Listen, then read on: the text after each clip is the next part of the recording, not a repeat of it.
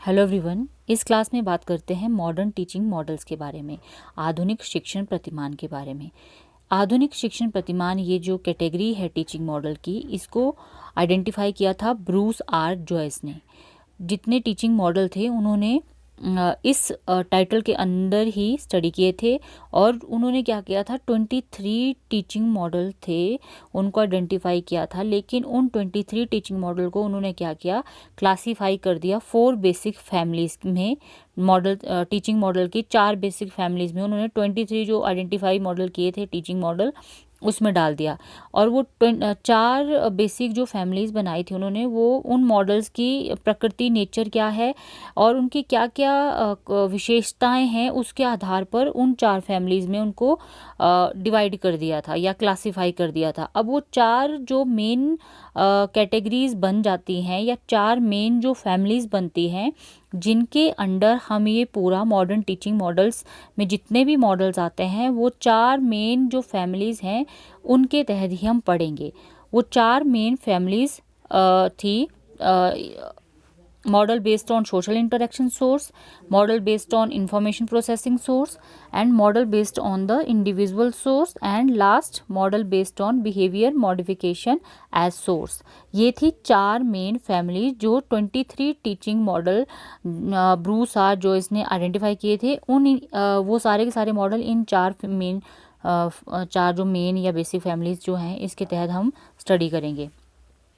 Discuss कर लेते हैं सबसे पहला मॉडल। सबसे पहली फैमिली को डिस्कस करते हैं जो मॉडर्न टीचिंग मॉडल्स में आती है, वो है information processing model. Information processing model यानी कि सूचना प्रक्रिया स्रोत पर आधारित प्रतिमान, इस तरह से आप हिंदी में से कहेंगे।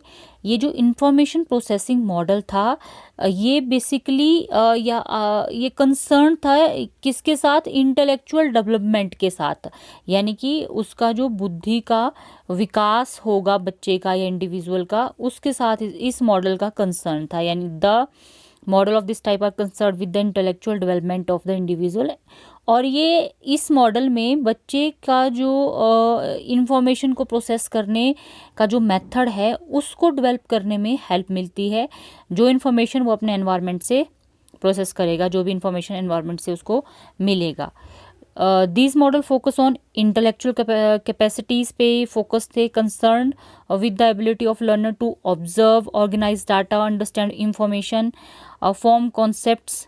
ठीक है, चाहे वो वर्बली या फिर नॉन वर्बल जो भी सिंबल वो देखता है, ऑब्जर्व करता है, उनको वो सारी की सारी इंफॉर्मेशन कलेक्ट करके प्रॉब्लम को सॉल्व करने के लिए कैपेबल बनाना है और उसकी जो इंटेलेक्चुअल कैपेसिटी है उसको बढ़ाना है। प्राइमरी पर्पस यही था। Mastery of method of inquiry, जो भी आप इंक्वायरी करते हो, सूचना इकट्ठा करते हो, उस मेथड में मास्टरी लेकर आना है। और जब बच्चे की इंटेलेक्चुअल कैपेसिटीज़ को इतना डेवलप कर देंगे तो किसी भी मेथड से जब वो इंक्वायरी करता है तो उसमें मास्टरी आ जाती है।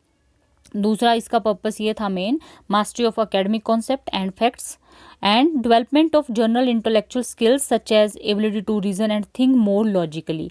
कुल मिला के हम इसमें ये इन शॉर्ट ये बोल सकते हैं कि ये जो मॉडल था इसका कंसर्न था मेन इंटेलेक्चुअल डेवलप करना, इंटेलेक्चुअली बच्चे को ज़्यादा उसकी जो कैपेसिटीज़ हैं उनको डेवलप करना, उनको विकसित करना, ताकि वो जो मेथड्स हैं जिससे वो इंक्वायरी करते हैं उसके ऊपर मास्टरी हो जाए। और जो वो ऑब्ज़र्व करते हैं, ऑर्गेनाइज करते हैं इन्फॉर्मेशन को, या इन्फॉर्मेशन को किस तरीके से समझेंगे ताकि जो कॉन्सेप्ट बनाने की एक प्रोसेस होती है उसको वो अच्छे से फॉलो कर सकें। तो ये इंफॉर्मेशन प्रोसेसिंग मॉडल में हम देखते हैं। ये जो इंफॉर्मेशन प्रोसेसिंग मॉडल है, मॉडर्न टीचिंग मॉडल की फैमिली है ये इंफॉर्मेशन प्रोसेसिंग मॉडल। इस फैमिली के अंतर्गत हम 5 तरह के टीचिंग मॉडल जो हैं उनको डिस्कस करेंगे। पहला इसमें आता है the concept attainment model, second है inquiry training model, and third है द एडवांस ऑर्गेनाइजेशनल मॉडल, और फोर्थ है cognitive growth development model, fifth है बायोलॉजिकल साइंस इंक्वायरी मॉडल। जो पहला कॉन्सेप्ट अटेनमेंट मॉडल है, concept attainment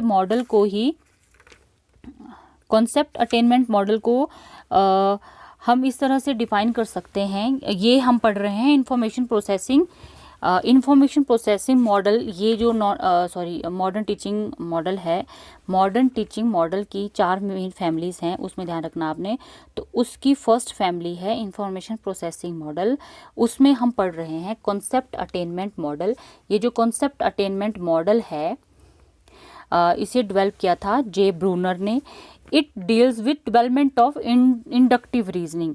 concept attainment model में अपना इतना ध्यान रखना है कि ये जे ब्रूनर ने डेवलप किया था, और इस मॉडल में इंडक्टिव रीजनिंग की डेवलपमेंट के बारे में बात की जाती है। इसमें इंडक्टिव रीजनिंग को हिंदी में आगमनात्मक तर्क कहा जाता है, और उसके विकास के विषय में यहाँ पर चर्चा की जाती है इस मॉडल में।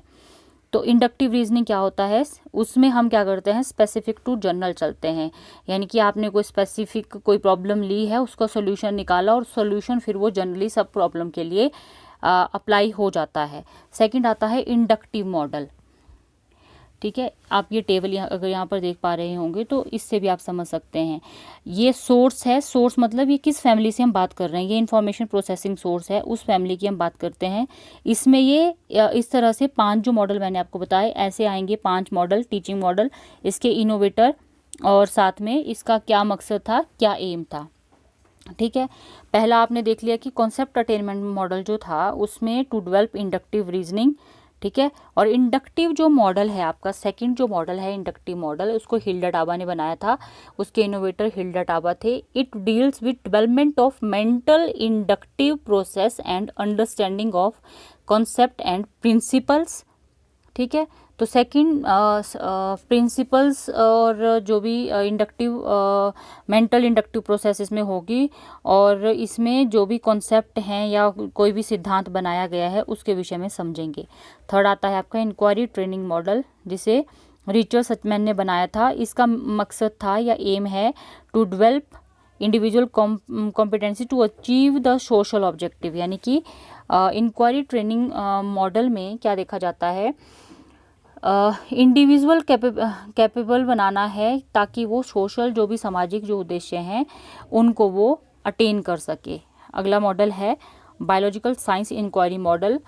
बायोलॉजिकल साइंस इंक्वायरी मॉडल में डील की जाती है परसेप्शन ऑफ इंक्वायरी सिस्टम, और इसमें कंसिडर किया जाता है सोशल प्रॉब्लम को लॉजिकली देखा जाता है। ठीक है, तो इसमें हेल्प मिलती है to develop understanding of research methodology to think logically on social problem. यानी कि सोशल प्रॉब्लम के सोल्यूशन के लिए कैसे सोचना है उसके बारे में इंफॉर्मेशन मिलती है, उसके साथ डील किया जाता है। इस मॉडल से हमें वहाँ पर हेल्प मिलती है। नेक्स्ट मॉडल आता है एडवांस ऑर्गेनाइजेशनल मॉडल। डेविड अस्बल ने इसे बनाया था। इसका जो एम था वो था to understand concept and facts and to make the content purposeful and interesting. ठीक है, ऑर्गेनाइजेशनल मॉडल में ये देखना है कि जो भी कॉन्सेप्ट हैं उनको कैसे इजी किया जा सके, और जो फैक्ट्स हैं कैसे उनको पर्पसफुली प्रेजेंट किया जा सके या फिर इंटरेस्टिंग कैसे बनाया जा सके ताकि वो आसानी से अंडरस्टैंड किए जा सकें।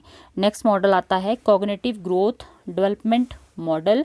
जीन पियाजे ने इसे डेवलप किया था, इनोवेटर इसके जीन पियाजे थे, और इसका एम था to develop general intelligence and logic social and moral development. यानी कि जो भी सामान्य बुद्धिमत्ता का विकास इसमें करना है ताकि जो भी सोशल मॉरल डेवलपमेंट जो भी है स्टूडेंट की वो हो सके, और लॉजिकली वो हर चीज़ को देखे और उसकी प्रॉब्लम का सोल्यूशन निकाल सके।